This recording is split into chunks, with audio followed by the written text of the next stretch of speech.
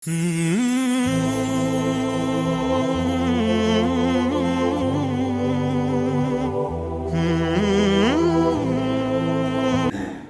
assalamualaikum warahmatullahi wabarakatuh.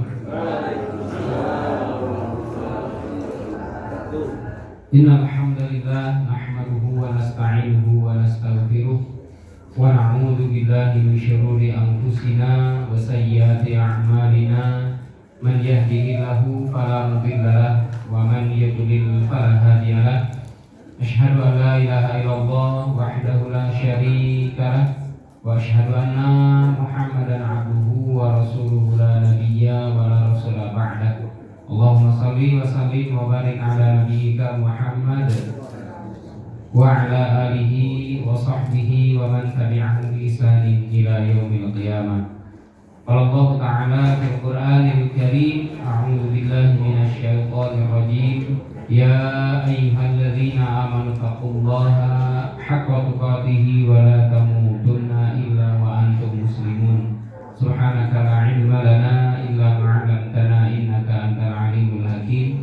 Rabbana la tuzigh qulubana ba'da idh hadaitana wa hab lana min ladunka rahmah innaka antal wahhab.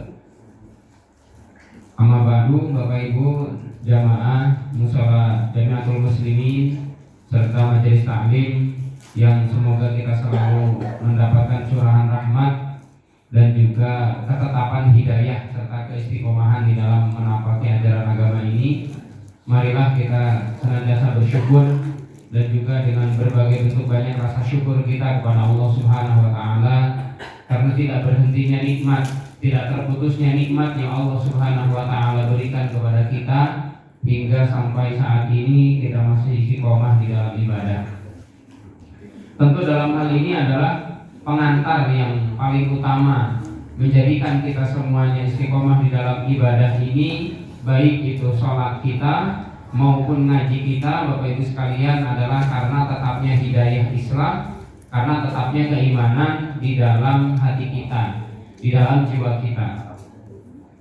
Karena betapa banyak dari manusia, mereka-mereka yang sebenarnya sudah mendapatkan hidayah, meraih yang namanya manisnya keimanan, meraih yang namanya manisnya hidayah di dalam hati, petunjuk yang betul-betul bisa mengarahkannya ke jalan kebenaran, akan tetapi kurang dirawat.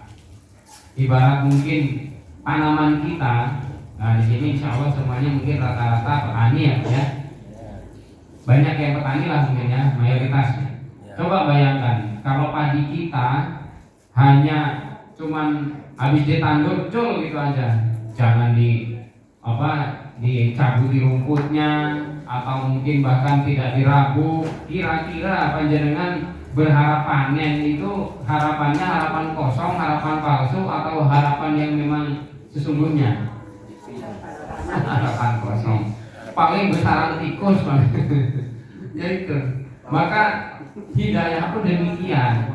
Karena berapa banyak mereka-mereka yang sudah tenang, merasa mutmain dengan keimanannya, akan tetapi ternyata tergoda dengan dunia, sehingga akhirnya mereka lupa terhadap pemberi petunjuk, dan dia akhirnya melupakan semua apa-apa yang telah Allah Subhanahu wa Ta'ala berikan.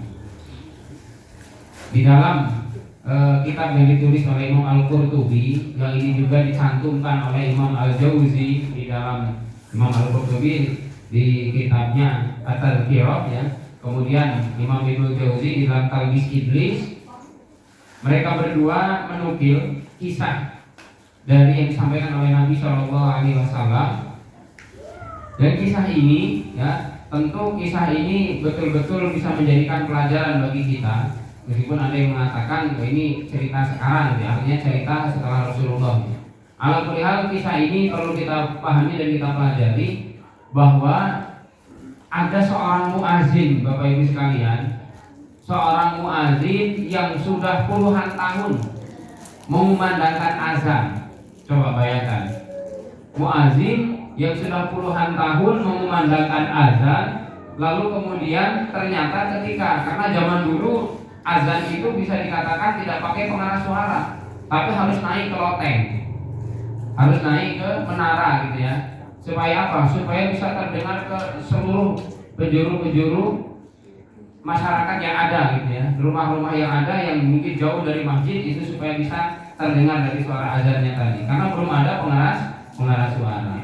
Ternyata si pemuda ini tadi melirik ada wanita cantik. Kok nek masuknya siapa ya wahid gitu. Nah gitu Pak. Karena apa? Karena memang aktivitasnya naik turun, naik ke loteng atau mungkin ke menara tadi. Singkat cerita, si pemuda ini tadi pengen mempersunting. Wah, itu ya. Karena apa? Karena memang tadi karena ada rasa cinta, kemudian jatuh cinta terhadap si wanita itu tadi. Ketika dia datangi, ketika dia hampiri, ternyata si wanitanya itu menolak. Karena apa? Si laki-laki muslim tentu karena dia muazin, ternyata yang perempuan ini Nasrani. Mau mas, aku naik kalau sampean ya rapi kalau sampean lagi terus ya enggak gelem gitu. Sampean kan muslim, aku sedangkan Nasrani. Nah terus piye gitu terlanjur cinta aku. Ya pertama menolak, memang si wanita itu pertama menolak, tapi akhirnya si wanita ini mengajukan satu persyaratan.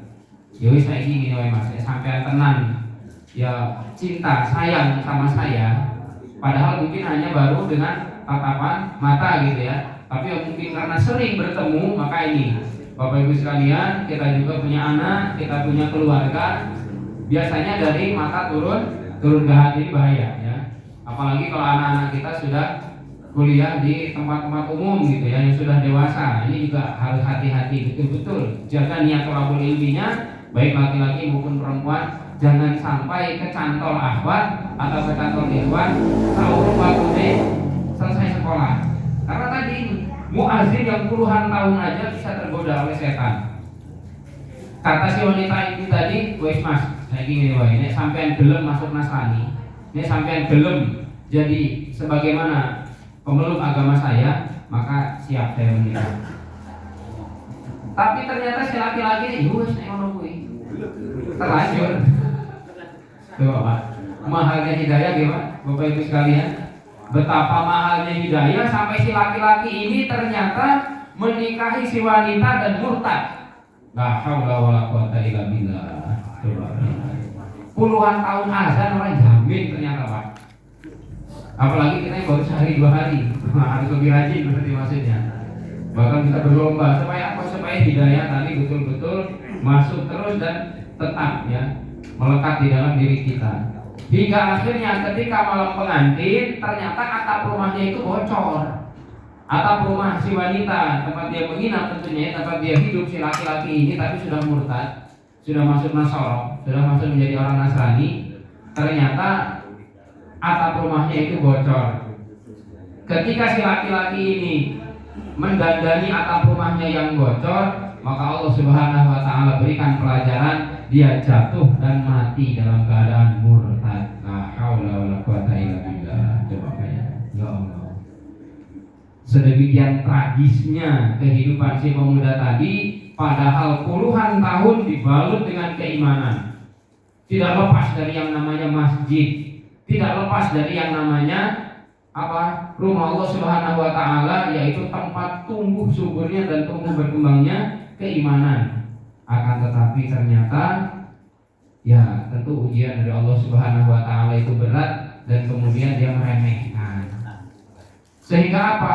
Baru kepicut dengan wanita Nasrani, ternyata dia melepas akidahnya, melepas keimanannya. La haula wala quwata illa billah.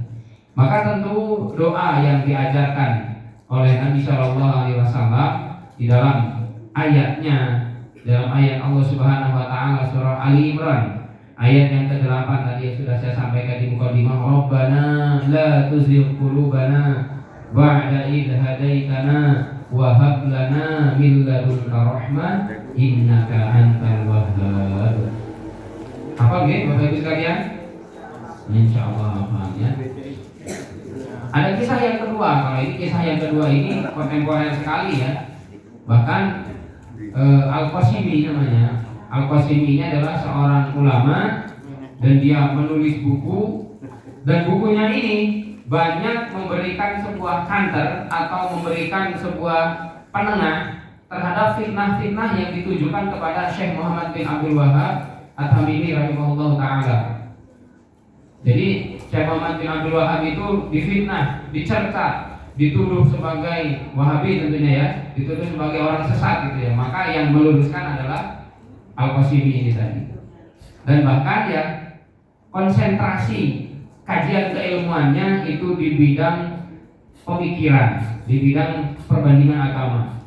Maka di sini disampaikan beliau itu membuat kitab As-Shara Bainal Islam wal Wathaniyah. Permusuhan atau bisa dikatakan perseteruan antara Islam dan juga dengan orang-orang paganisme atau ateis. Suatu ketika bahkan sudah diakui oleh para ulama di Saudi itu, beliau ini luar biasa, betul-betul mendapatkan seolah kaplingan ya, kaplingan surga, atau benar-benar Syekh Al-Qasimi ini sudah membayar mahar surga dengan kitabnya ini. Karena apa?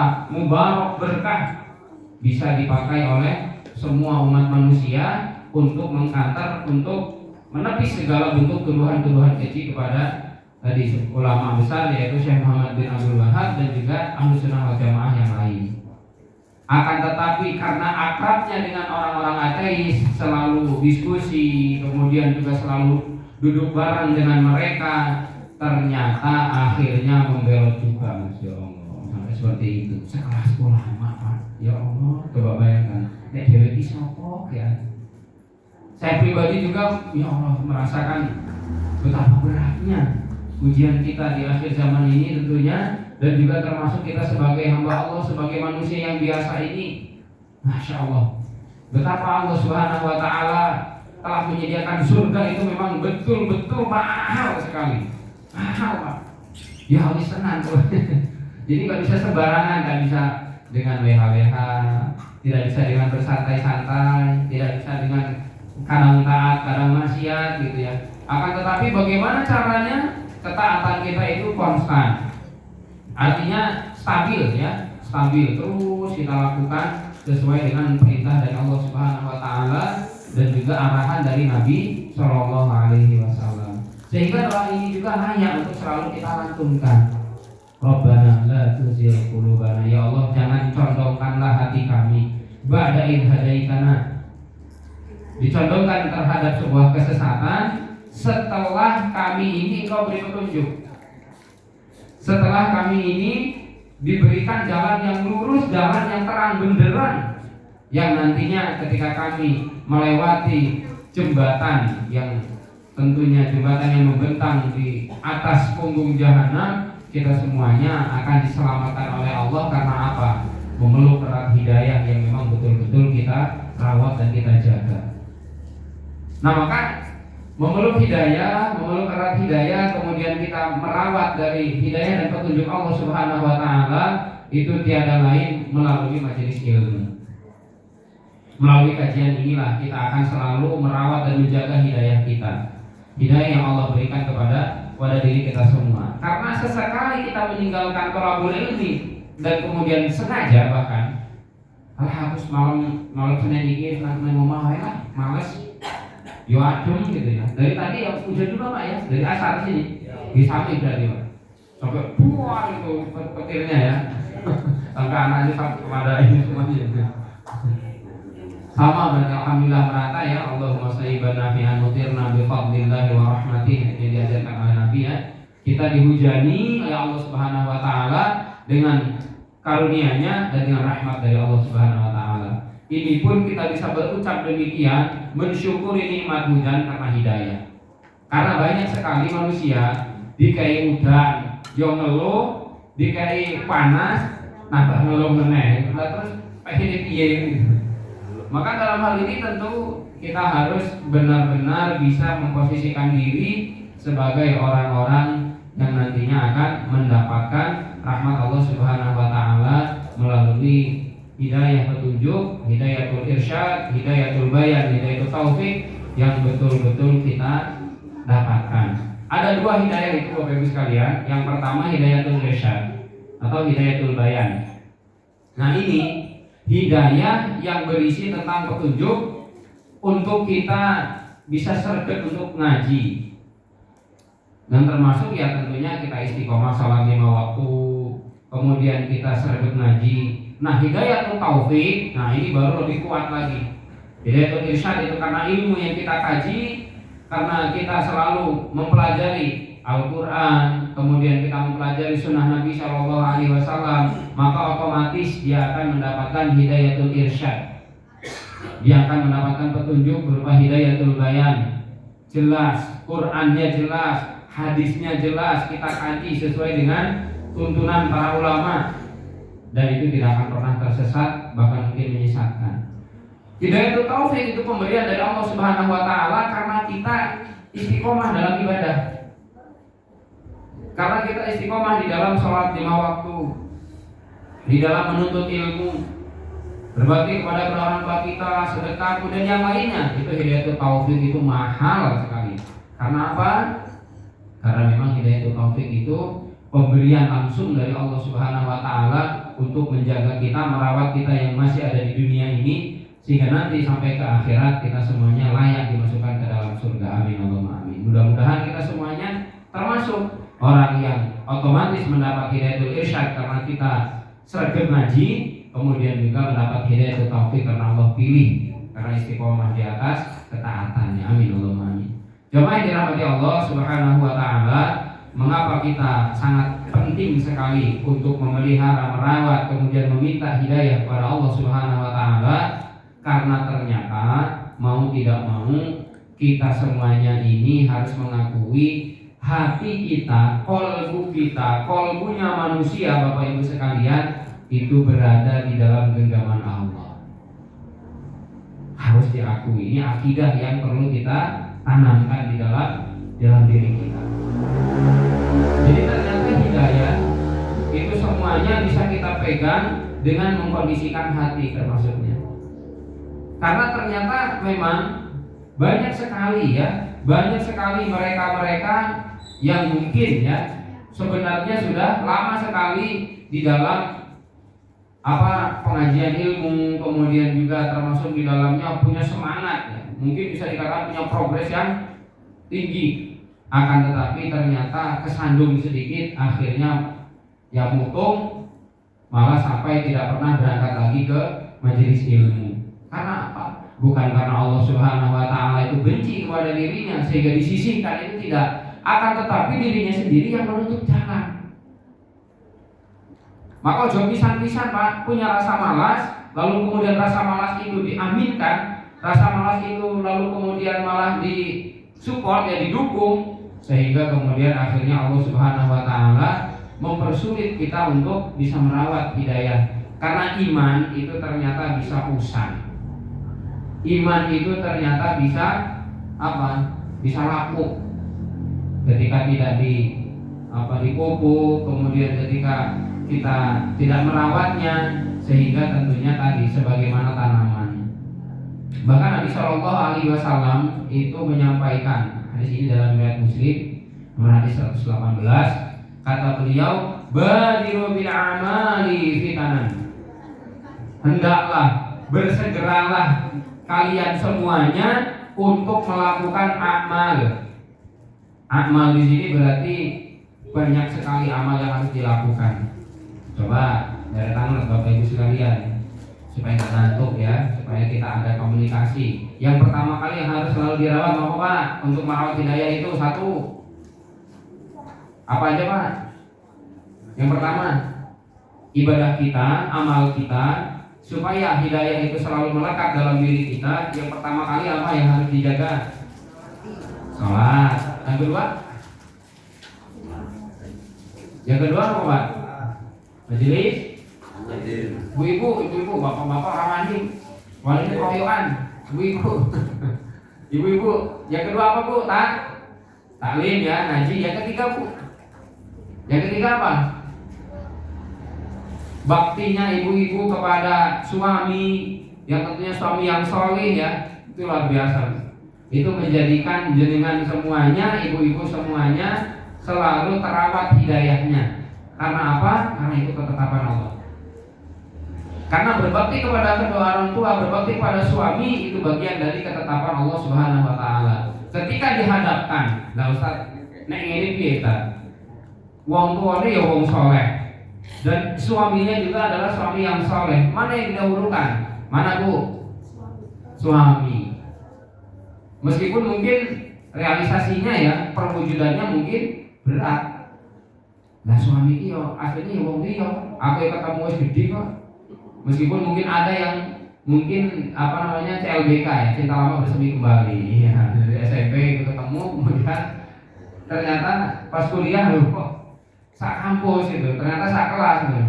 Akhirnya ketemu lagi CLBK, cinta lama bersemi kembali, udah kenal dari SMP itu maksudnya.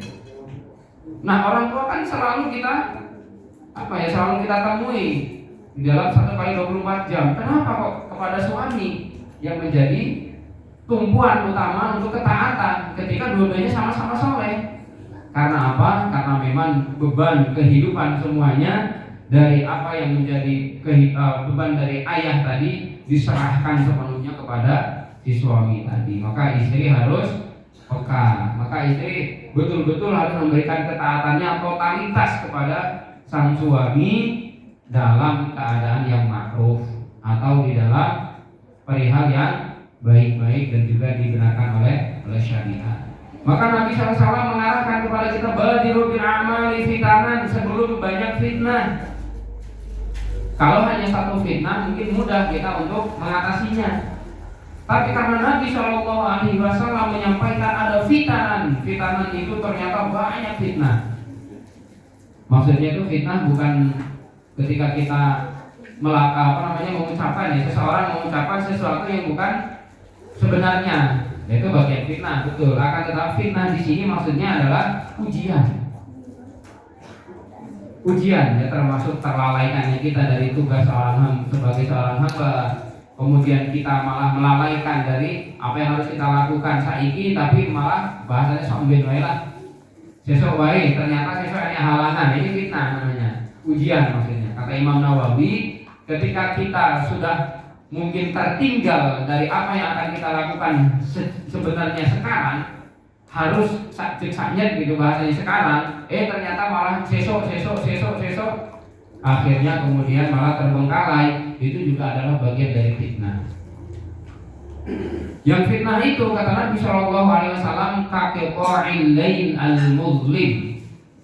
Yang fitnah itu menjelma seolah-olah seperti potongan-potongan malam yang gelap gulita.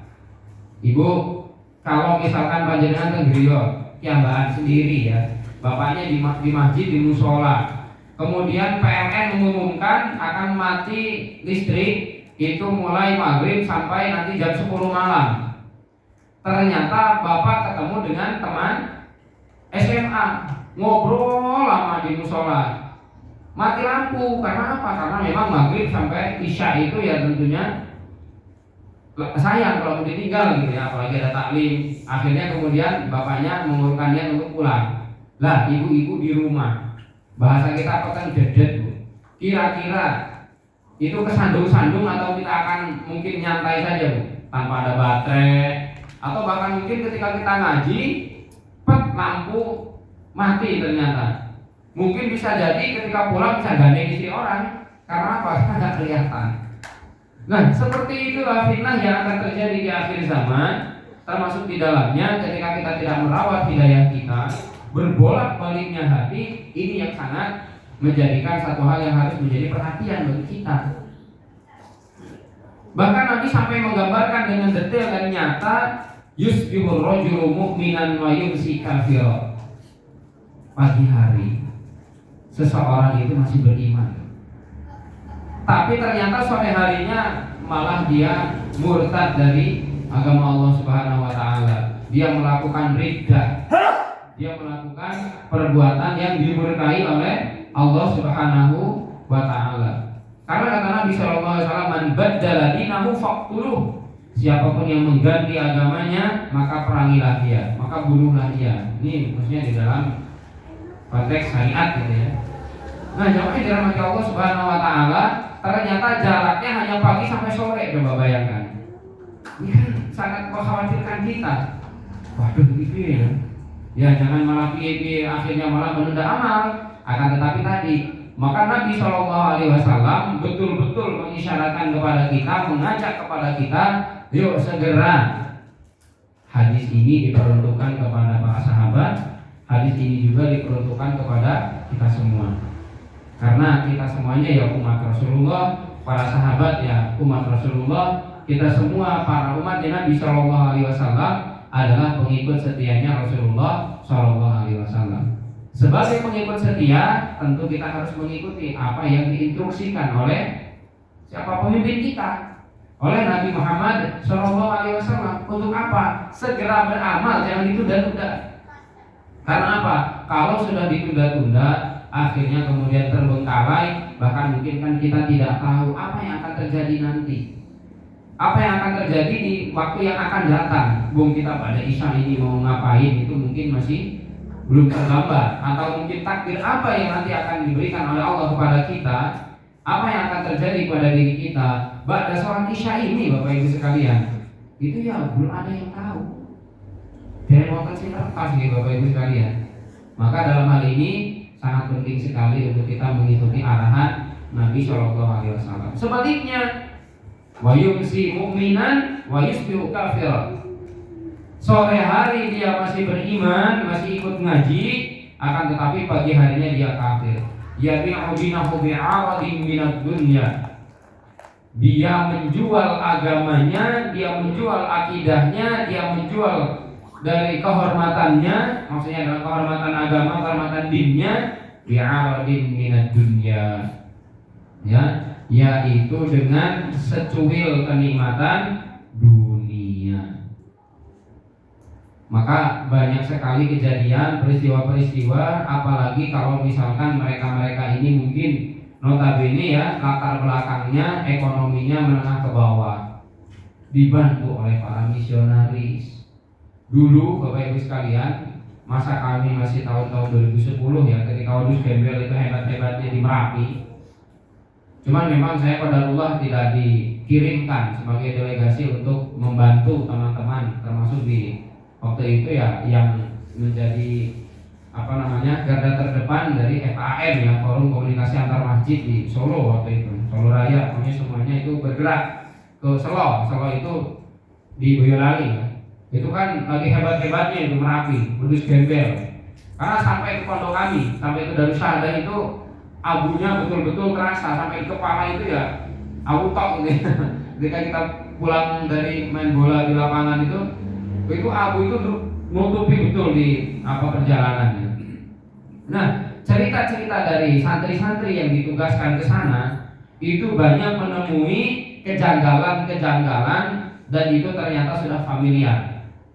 Sudah banyak dan sering dilakukan. Jadi ada sebuah kardus isinya beras, isinya mie, minyak goreng, telur dan mungkin semua bahan-bahan pokok sembako ya, 9 bahan pokok bisa jadi di situ, tapi diselipin ada yang namanya Bible. Nah, diselipan di dalamnya ada yang namanya Bible ya. Injil ya. Injilnya orang-orang Nasrani sekarang. Kalau Bible itu bukan Injil yang asli tentunya. Nah, sampai kemudian pada kesimpulan, berarti misionaris itu bergerak dengan masif seperti itu. Banyak mereka-mereka yang tadinya rajin ke masjid karena mungkin masjidnya sudah tertutup lahar, lalu kemudian dia menjadi pengungsi di waktu itu. Akhirnya banyak juga yang masuk ke dalam agama Kristen. Gara-gara apa? Goro-goro mie. Iya, besar juga. Maka memang Dewan Dakwah Islamiyah itu bagaimana caranya untuk mengantisipasi bagaimana kristenisasi ini harus betul-betul bisa kita lawan gitu ya, bisa kita cegah. Dulu ya almarhum ya, Allahu yarham rahimahullah rahmatan wasi'ah, Ustaz Ihsan Mokoginta yang beliau termasuk bagian dari pengurus Dewan Dakwah Islamiyah pusat bahkan, itu luar biasa beliau, mantan misionaris ya, beliau mantan pendeta dan juga seorang mu'alaf. Itu dalam memerangi kristenisasi itu beliau sangat getol sekali. Sekarang beliau sudah tidak ada, tapi jejak-jejak kebaikannya, jejak-jejak kesolihannya insya Allah bisa kita ikuti, bisa kita tiru. Bahkan beliau ini dulunya mungkin bergelimang dengan dosa dan maksiat di dalam kenasraniannya tadi, akan tetapi di akhir kehidupannya mendapat hidayah, bahkan menjadi orang yang termasuk paling diincar oleh orang kafir untuk dimusuhi, untuk diberikan hal-hal mungkin yang tentunya mencelakakan beliau. Rahimahullah. Jamaah yang dirahmati Allah Subhanahu wa taala, maka kita semuanya setelah menyadari ternyata hati kita juga berada di genggaman Allah Subhanahu wa taala. Di sini dikatakan Allahumma muqallibal qulub. Hafal Bapak Ibu sekalian doanya? Ya muqallibal qulub, tsabbit qalbi ala dinik. Ya, kemudian Allahumma musarrifal qulub atau Allahumma musarrifal qulub atau ya musarrifal qulub, sarrif qalbi ala ta'atik. Ya. Yang pertama kita ingin dirubah, maksudnya ingin dijadikan hati kita itu terhadap kecondongan terhadap din Allah Subhanahu wa taala. Yang kedua, tetap juga jangan sampai hati itu dibolak-balik, ketika dibolak-balik oleh Allah Subhanahu wa taala cenderung dan condong kepada kemaksiatan. Wa ya musarrifal qulub, wahai zat yang selalu merubah-rubah kondisi hati. Kalau tadi muqallib itu selalu membolak-balikkan hati manusia. Tsabbit qalbi ala dinik, ya Allah tetapkanlah hatiku ini di atas agamamu ya Allah, jangan agama yang lain. Inna dina 'indallahil Islam, karena agama yang hanya diridhoi oleh Allah hanyalah agama Islam. Waman yabtaghi ghairal islami dinan falan yuqbala minhu wa huwa fil akhirati minal khasirin. Siapapun yang mengambil agama, siapapun yang dia beragama selain dengan agama Islam, falan yuqbala minhu, sekali-kali tidak akan diterima oleh Allah Subhanahu wa taala, wa huwa fil akhirati minal khasirin. Di akhirat itu orang seperti tersebut hanya rugi waktu, rugi tenaga, rugi segala-galanya ketika dia hidup di dunia. Karena apa? Orang duit bagian, Pak, Bapak Ibu sekalian. Nah kalau kita ini ada harapan, kita beriman kepada Allah, kita yakin totalitas kepada ibadah kepada Allah Subhanahu wa taala, kita memiliki harapan. Ya Allah, mudah-mudahan apa yang kami lakukan gitu ya, apa yang kita lakukan selama ini ada bekasnya, ada untungnya. Ibarat kalau kata Imam Ghazali itu, kita ini dalam beribadah, pahala yang didapat itu ibarat yang namanya keuntungan, profit. Kalau kita dagang, nah itu pahala yang didapat itu adalah profitnya. Ibadah-ibadah sunnah itu termasuk adalah profitnya atau keuntungan yang kita dapatkan. Maka Asma binti Abu Bakar ini bertanya ya kepada Rasulullah SAW. Qultu ya Rasulullah, ya qalat qultu ya Rasulullah, wa innal qalba yataqallab, apakah hati itu memang bisa berubah-ubah gitu, kata Asma ya, bertanya pada Nabi. Qala na'am, kata Rasulullah, ya iya. Lalu kemudian ma khalaqallahu min bani Adam min basyarin illa anna qalbahu baina usbu'ain min asabi'illahi azza wa jalla. Tidaklah Allah Subhanahu wa taala menciptakan yaitu dari Bani Adam manusia kecuali hatinya itu berada di genggaman Allah Subhanahu wa taala. Hatinya itu berada di jemarinya Allah Subhanahu wa taala, dari jemari-jemari Allah Subhanahu wa taala. Fa in syaa'a aqamahu wa in syaa'a azaghahu. Kalau Allah Subhanahu wa taala menghendaki, dia akan lurus terus, dia akan tegak berdiri. Wa in syaa'a azaghahu. Tapi ketika Allah Subhanahu wa taala juga cenderung kepada yang lain, maka bisa digelincirkan. Ya Allah, Bapak Ibu sekalian, coba bayangkan. Ini harus kita khawatirkan terhadap diri kita. Nasib kita, nasib piye ya? Ketika mungkin saya ini banyak sekali melakukan kesalahan-kesalahan, khawatir kalau kita tidak segera kembali, tidak segera taubat kepada Allah Subhanahu wa taala, lalu kemudian Allah akan mengunci dari pintu hidayah ini tadi.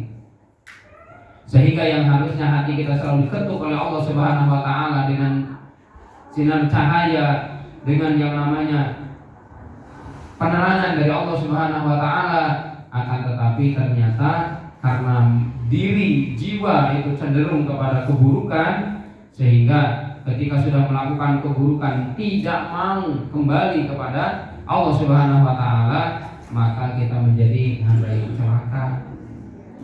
Lalu kemudian fanas'alullah rabbana la tuzigh qulubana ba'da idh hadana.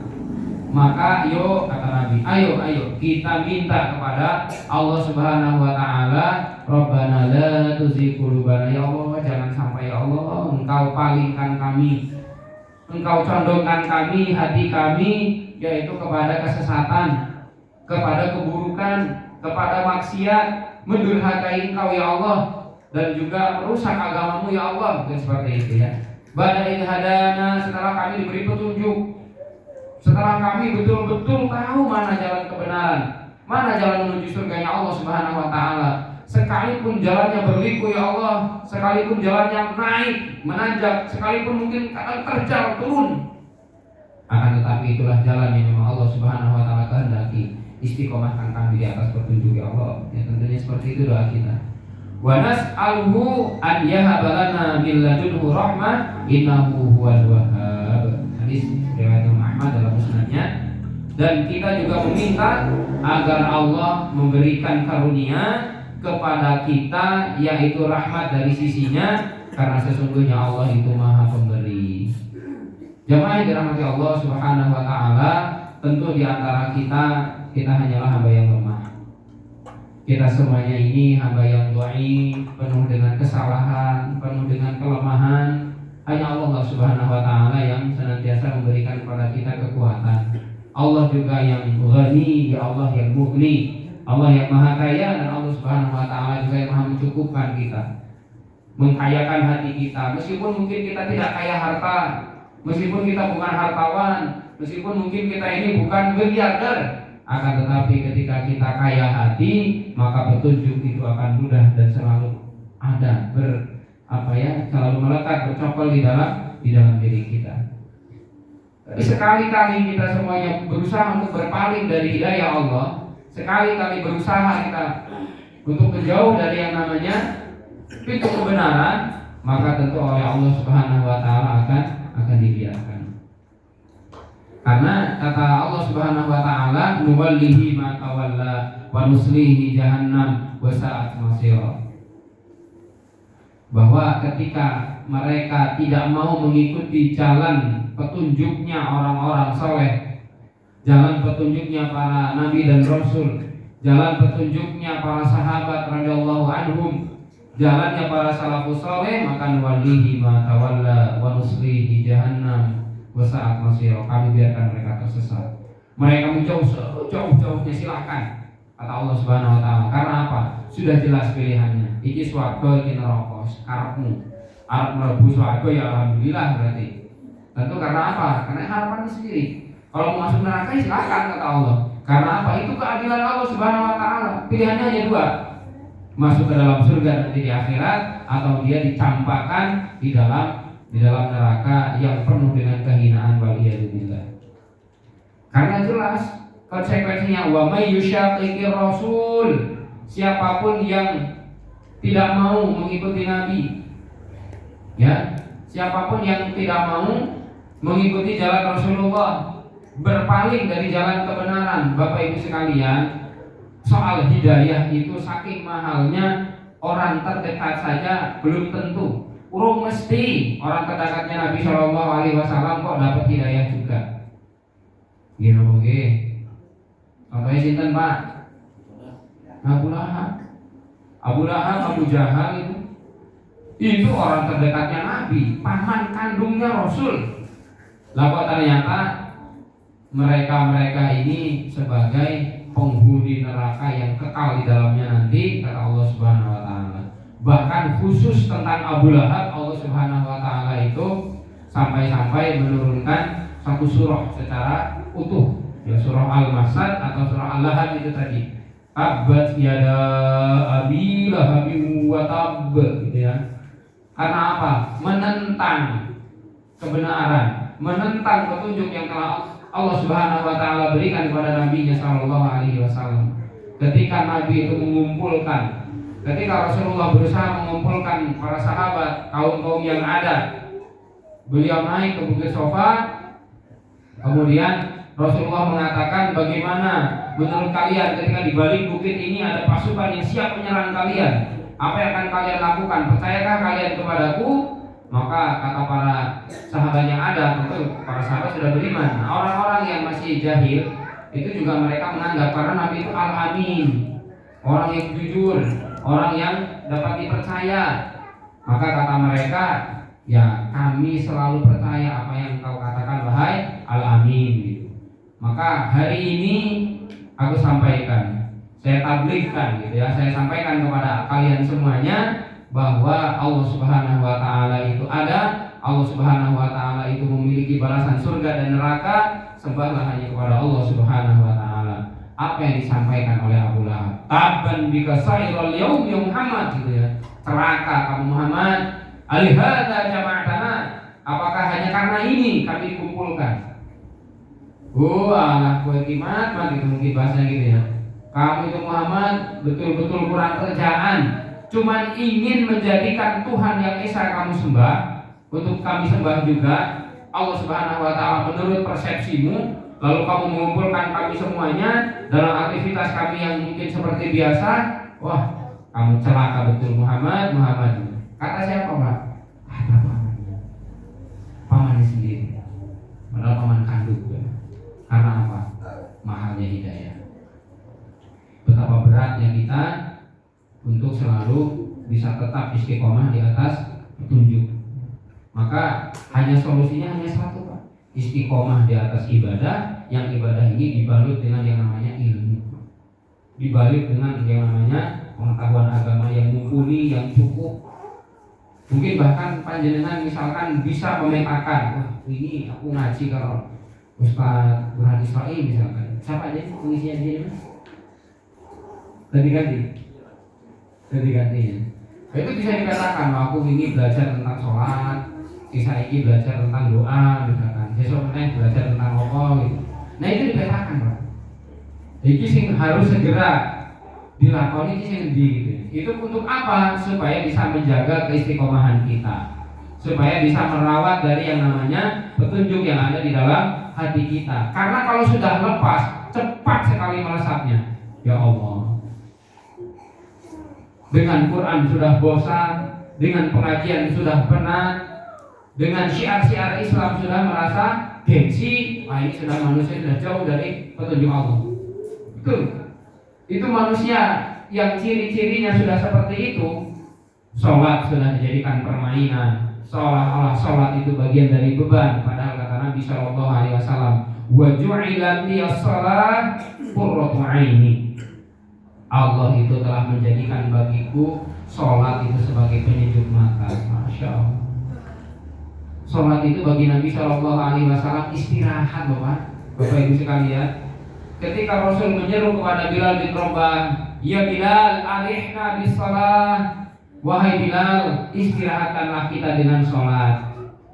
Bukan kemudian sholat itu bisa dikatakan mungkin pekerjaan yang berat. Justru di sela-sela kita bekerja beraktivitas, panjenengan kita semuanya sebagai laki-laki yang qawwam, yang kita memiliki jiwa kepemimpinan, ya jiwa leadership. Ya kata Allah Subhanahu wa taala, ar-rijalu qawwamuna 'alan nisa, bahwa laki-laki itu adalah memiliki jiwa leadership, pemimpin bagi kaum wanita.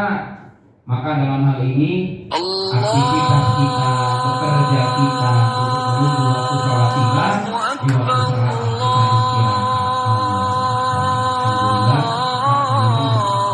Alhamdulillah selesai dari penjelasan kita pada malam hari ini, yaitu tentang Rabbana la tuzigh qulubana ba'da idh hadaytana wa hab lana min ladunka rahmah